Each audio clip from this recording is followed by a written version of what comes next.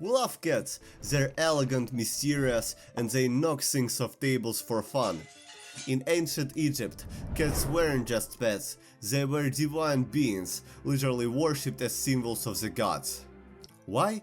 What made the Egyptians so obsessed that killing a cat could get you executed? Wealthy families dressed their cats in jewelry, others mummified them like royalty, and when a beloved cat died, their owner didn't just cry, they cut off a piece of themselves. Which piece? You'll find out. There are temples filled with cat statues, tombs packed with cat mummies, and one goddess, part feline, who almost whipped out all of humanity. And now they've gone from gods to memes, but maybe we never really stopped worshipping them. Let's jump in. So why cats were so revered in ancient Egypt? Because they kept mice from the grain? Because they fought snakes and disease? Because they looked like miniature gods? Yes, but that's just the beginning. The full truth is stranger, darker, and more beautiful than you might think. Cats weren't only sacred, they were dangerous. Some lived like royalty, others offered to the gods, and one army even used cats to conquer Egypt. To understand why Egyptians worshipped cats, you have to understand their gods, their fears, and their goddess who could protect your family or destroy you. In the mythology of ancient Egypt, gods could appear as animals, fierce crocodiles, soaring falcons, and sometimes cats. But there are several goddesses who have the ability to transform completely into cat. One of them was called Bastet. She wasn't always the gentle household goddess we picture today. In her earliest form, Bastet had the head of lioness, a fairy warrior who fought alongside the pharaoh and protected the sun god Ra. Her roar meant judgment, her claws meant justice. Later, she softened, becoming the elegant, mysterious cat goddess of the home, fertility, music and love. She was still powerful, but now her protection came through affection, not aggression. Her cult city, Bastet, the House of Best, held a magnificent temple where thousands came to worship. Pilgrims traveled for days just to feel her presence, and when a cat died, it mummified in her honor. Not because cats were gods, but because they were believed to carry her essence. But Bastet wasn't alone in Egypt's divine feline pantheon. There were Mafdet, swift, sleek, deadly. There were first cat-headed goddess. She punished wrongdoers and protected sacred chambers from scorpions, snakes, and evil spirits. In many ways, she was a personification of execution and justice, a living dagger in the darkness. And then there was Sekhmet. Sekhmet wasn't a house cat, she was a lioness of wrath, the Eye of Ra, his personal weapon of destruction. In one myth, Ra sends her to punish humanity. She causes such carnage that the desert is stained red with blood. But she goes too far, and if she doesn't stop, humanity will vanish. To stop her, the gods trick her by pouring out a lake of beer dyed red like blood. Sekhmet drinks the entire lake and becomes so intoxicated that she loses her desire to kill and peacefully returns to Ra. When Sekhmet wakes up and realizes she has been tricked, she leaves Egypt in a rage. And once she leaves, she takes the power of the sun with her. Chaos returns. The sun loses its power. The god Thoth was able to find her. He spoke kindly and convinced her to return, to restore the sun and save Egypt once again. Her rage was so feared, she had to be constantly appeased with offerings and prayers, and even then, no one was truly safe. Each of these goddesses, Bastet, Mafdet, Sekhmet, reflected a different aspect of cat nature. Bastet, nurturing, serene, and watchful. Mafdet, stealthy and swift, the divine punisher. Sekhmet, rough explosive force, the lioness that burned with the sun.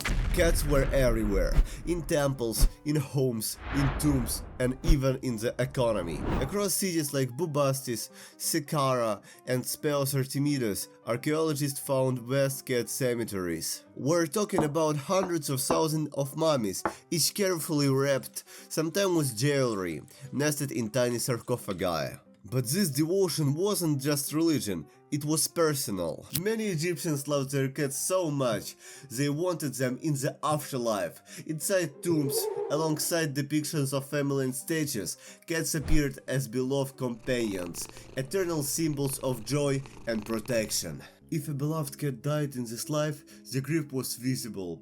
The owner would shave off their eyebrows, a public sign of mourning. It was custom, sacred. You didn't just lose a pet, you lost a spiritual guardian. And harming one? Unthinkable. Killing a cat, even accidentally, could mean death. The Greek historian Diodorus witnessed an angry Egyptian mob lynch a Roman who killed a cat, despite Roman officials begging for his life. For foreigners, cats were a symbol of Egypt, a proving symbol of the strange mystical kingdom on the Nile, as iconic as pyramids or scarabs. If you were a king visiting Egypt, you'd live not with a golden idol, but with a living god pouring at your feet. In peacetime, cats were symbols of elegance and prestige, but during wartime they became weapons against Egypt. Egyptian cats, bred for elegance, were given as gifts to foreign rulers, Greece, Persia, and even Mesopotamia. They were not just pets, they were living emissaries of Bastet. Archaeologists have found cat remains in other countries, Italy, Greece, Turkey, with the same features as the sacred Egyptian breeds. Egypt was sending us symbols, not just of beauty, but of control, grace, divine protection. You weren't just getting a cat, you were getting a piece of Egypt's soul. At one time, cats protected grain stores, at another, they protected the state. Then, paradoxically, they helped to overthrow it. The Battle of Pelusium, 525 BCE, where cats decided a kingdom. Egypt stood on the brink. The Persian king, Cambyses II, faced stiff resilience at Pelusium, a crucial border fortress. The Egyptians were holding their ground until Cambyses unleashed a new tactic. He weaponized their beliefs. Cambyses ordered his men to paint the image of Bastet on their shields, but he didn't stop there. Before the front lines, he sent cats and dogs, ibises, sheep, animals the Egyptians venerated and would not dare harm. Seeing their own beloved goddess on the shield of enemies and fearing to fight lest they injure the animals being driven before the enemy, they surrendered their positions and took flight in a rout. It wasn't a battle. It was a psychological collapse. The pharaoh of Sekhmet III was captured. Egypt would never be the same. But even in defeat, Egypt's cats endured. Their influence crossed borders. Their image walked into temples in Delos, in Etruria, in the very lands that once threatened the Nile. Even foreign gods took feline form. Why did cats cease to be the embodiment of God? One reason is that in 30 BC, after Cleopatra's death, Egypt fell under the Roman rule.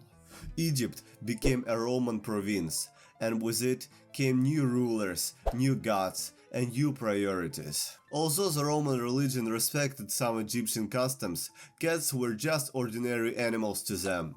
Cat temples, such as Bubastis, fell into disrepair. The state no longer financed the cult of Bastet. The Romans brought rods, coins, and laws with them, but they did not bring Bastet with them. The temples emptied, the music fell silent, the cat remains, but their significance disappeared. Christianity also gradually began to gain momentum. Early Christians in Egypt, Copts, rejected animal worship as pagan. Bastet and her temples were abandoned, destroyed, or converted. The mummification of cats ceased. Festival disappeared. Once divine, cats became mere animals again, and in late Christian Europe they were sometimes even associated with witches. The cat cemeteries of Egypt were forgotten, buried under the sand. In 1800s, Western archaeologists excavated them, and instead of honoring their memory, sold the mummies by ton for fertilizer production. But in the 19th century, cats became popular domestic pets again, especially in aristocratic circles. By the 20th and 21st centuries, their rules won more. Not in temples, but in homes, screens, and hearts. Cats beg, don't follow, don't pretend. It simply is. And we, thousands of years later, still can't look away. We don't bring cat temples anymore. We build cat memes. We don't bring offerings. We bring snacks. But deep down, it's not so different. Cats offer calm, control, elegance, mystery, qualities ancient Egyptians revered as divine. Their presence is soothing, aloof, powerful, and often feel more symbolic than functional. We say they belong to us, but they don't. And perhaps, deep down, part of us remembers that once upon a time, our ancestors looked into these eyes and saw the goddess looking back at them. I hope after this video, you will see your cat in a different light. Thank you for watching. Please like, subscribe, and best wishes for you.